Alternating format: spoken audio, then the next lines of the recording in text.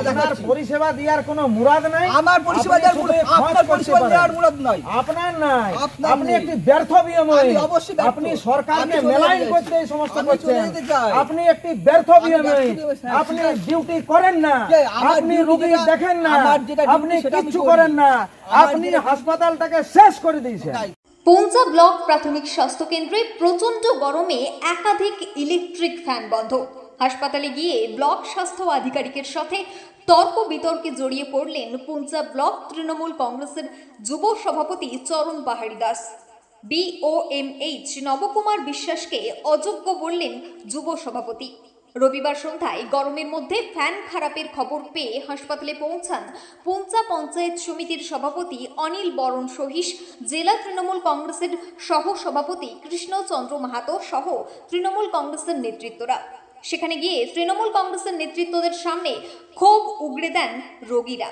এ বিষয়ে পুঞ্চা ব্লক তৃণমূল কংগ্রেসের যুব সভাপতি চরণ পাহাড়ি দাস বলেন, তৃণমূল কংগ্রেসের ভাবমূর্তি নষ্ট করার জন্য পুঞ্চা ব্লক স্বাস্থ্য আধিকারিক বিভিন্ন রকমের কাজ করে চলেছেন দীর্ঘদিন ধরে।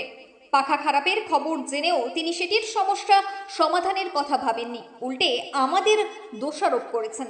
এদিন হাসপাতালের বাইরে তর্ক বিতর্কের জেরে বিশৃঙ্খল পরিস্থিতির সৃষ্টি হয়। তবে ব্লক স্বাস্থ্য আধিকারিক নবকুমার বিশ্বাস হাসপাতালের এমন অবস্থার জন্য উল্টে দোষারোপ করেন নেতৃত্বদের। কতদিন ভর্তি আছো? বৃহস্পতিবার আছে। ফ্যানগুলো চলে না? না চলে না। কেন বন্ধ আছে কেন বলছে? রোগীদের অভিযোগ যে ফ্যানগুলো খারাপ আছে 2-3 দিন ধরে, অথচ তার কাছে কোনো ইনফরমেশন নেই।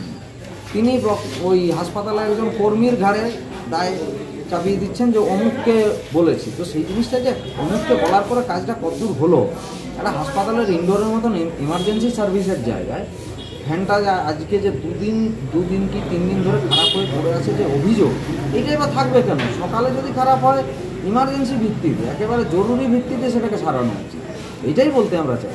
ওখানে তর্ক বিতর্কের সময় আরেকটা বিষয় উঠে আসে যে উনি ডিউটি করেন না, এই বিষয়টা আপনারা বলেছেন ওনার কাছে। তো এই বিষয়টা কতটা সত্যতা রয়েছে? আমি ব্যক্তিগতভাবে হাসপাতাল নিয়মিত যাই, কোনোদিন ওনাকে আমি আউটডোরে বা ইনডোরে চিকিৎসা করতে দেখিনি, বা পুঞ্চা কোনো সাধারণ মানুষ তাকে আউটডোর বা ইনডোর করতে দেখেছেন বলে আমি জানি না। এখন তারপরে ফ্যানগুলো ভালো আছে, কিন্তু লাইনটা কোথায় শর্ট সার্কিট হয়ে কোথায় কি আছে, আর উনি এখন সেটা খুঁজে পায়নি। এবার উনি বললো কালকে সকালে আবার দেখবে, সেটা দেখার পরে ঠিক করে।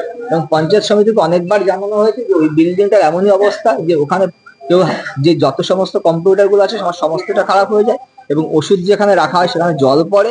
যে আপনারা কোনো রকম পঞ্চায়েত সমিতি থেকে যদি একটা শেডের ব্যবস্থা করে দিতে পারেন তাহলে বিল্ডিংটা বাঁচে, ওষুধগুলো বাঁচে। ঠিক আছে, পঞ্চায়েত সমিতি কোনোবারই আমার ওটা সাড়া দেয়নি করে।